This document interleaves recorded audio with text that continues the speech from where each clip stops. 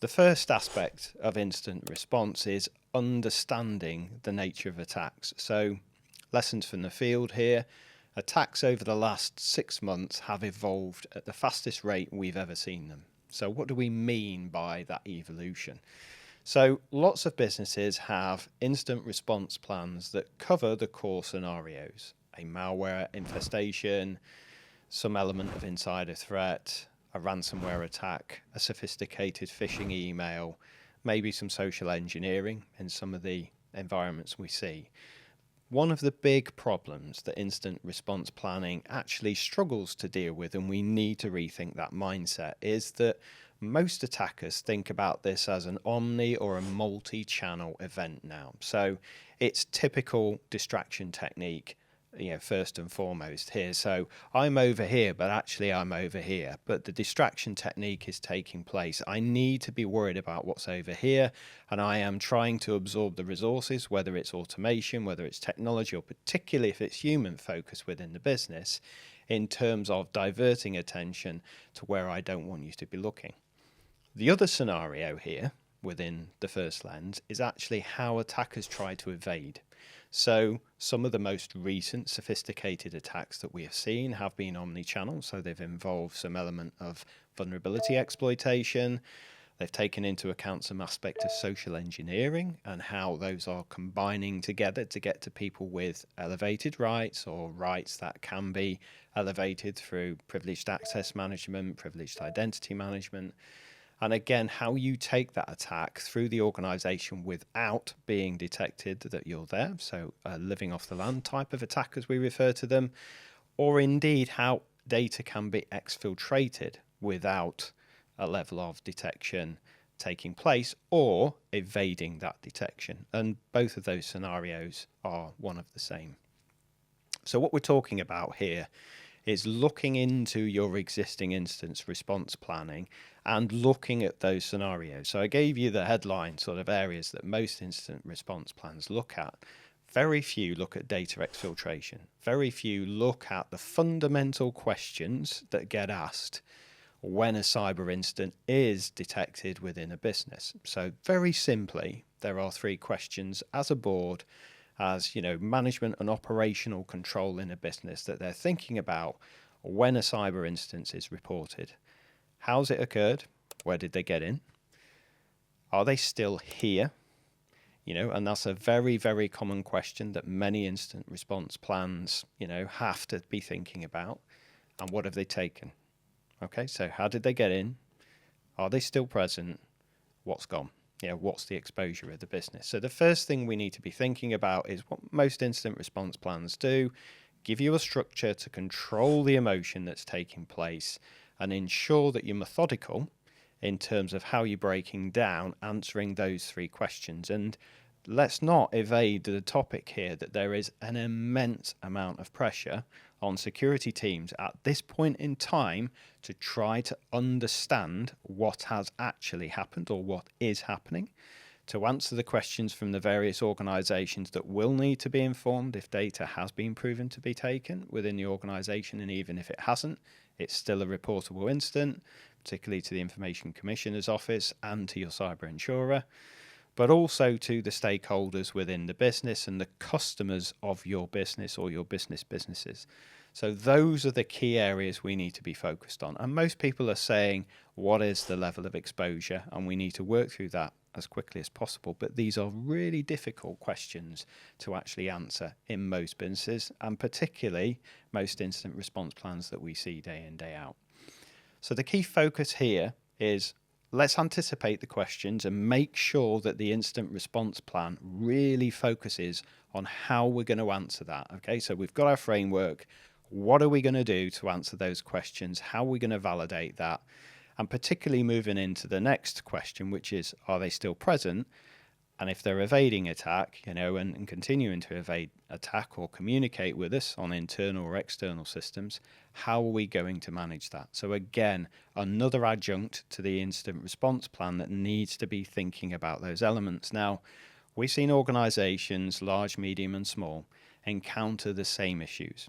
Okay, the problem is that in smaller organizations, they may not have some of the licenses and some of the technical capabilities available to them to do some of the things that larger organizations do have at their disposal in terms of functionality and in terms of expertise. So we've got to bring in some additional tools, and that's problematic installing in an environment which may or may not be compromised. So we need to think through those parts to the incident response plan. You bring somebody in, are you going to default to the partners or the incumbent provider's incident response plan? And again, who's going to run that? Who's going to control it? Those are the things that are really, really key. And what we see is most organizations will obviously adopt the expertise that's been brought in, whether it's through your cyber insurer or it's through a recommendation. But again, these are really important things for businesses to be thinking about. The third aspect of this is, what have they taken? So what we need to be thinking about here is, okay, where are the likely channels of exfiltration? So file copying services, any kind of physical, if you've still got on-premise service. Email is obviously a very common environment, as is sort of shadow IT systems that have obviously other file services connected to it, or platforms that transfer data as well. And we've seen that with the Move It issues a few years ago. More and more organizations, particularly in financial services, particularly in legal services, business services, need to be thinking about the ability to have secure, independent file transfer capability outside of email within this scenario. And again, most incident response plans don't necessarily focus on what if we can't confirm that there isn't presence still from the attacker within the business, particularly if you've got tens of thousands of employees here, or people have multifunctional roles, as lots of people do in businesses today. And again, what is normal behavior? And you're trying to break this down to understand what is normal business behavior or not suspicious, and what is suspicious, so you can go and investigate that. There are a lot of data points to be thinking about here. And again, most incident response plans don't actually take that into consideration. Okay, they've got the headlines towards it all, we've got some simple tests that we can run, but they're not looking at how is the business going to minimize the impact and look at safe operations whilst we are in this interim period of risk. Then we have to validate what data has been taken. Okay, so we've got to have some form of audit trail. Some businesses have logs available to them, some don't.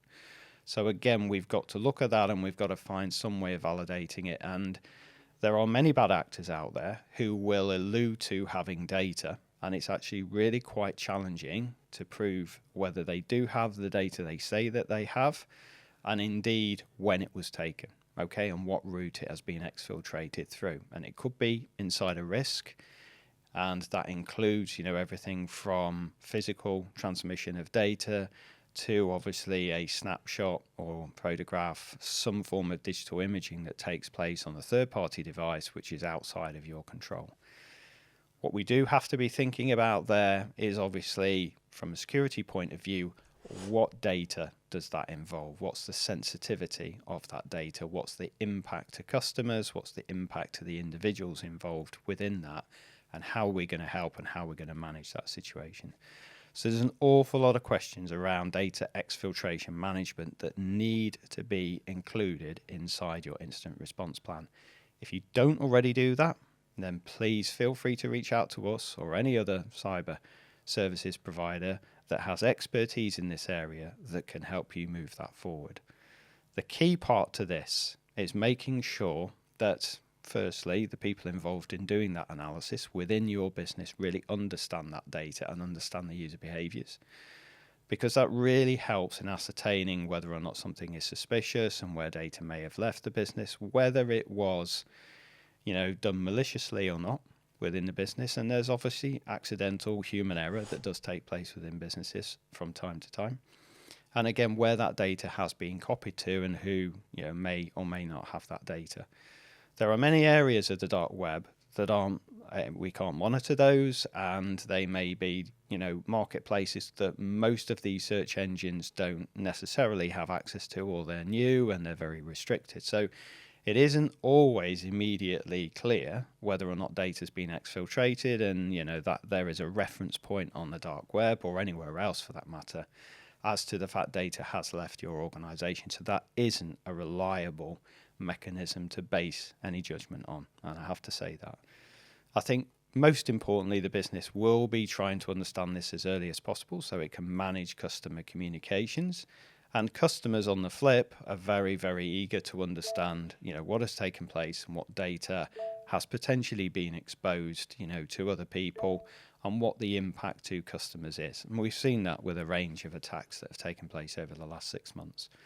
So for us, it's about very clear risk communication to customers. Okay, so being very specific about the type of information we think that has been exfiltrated and the impact to the customers, and making very clear recommendations. So of course, the majority will say password resets, monitor for suspicious behavior yourselves. There's always an elevation to some other form of attacks, largely phishing, to those customers. But there can also be attacks in terms of how system data gets aggregated on the dark web. So the more information is exfiltrated from different attacks, the more information gets concatenated in much larger databases where they'll correlate, say, a primary field like an email address, personal or business related, and then you may collect a number of passwords. And what they're trying to do is use AI automation, generative techniques, in order to build up a deeper history of password complexity and different passwords in systems. So they might do a spray and pray type attack with that information. They might do a brute force attack to organizations. And we commonly see that as secondary activity that takes place through supply chains, for example. So they're all very key points to be looking at in terms of incident response. As I say, if you would like more information or like to talk your incident response plans through and perhaps gaps and have an assessment of that, please feel free to reach out to us at CloudGuard.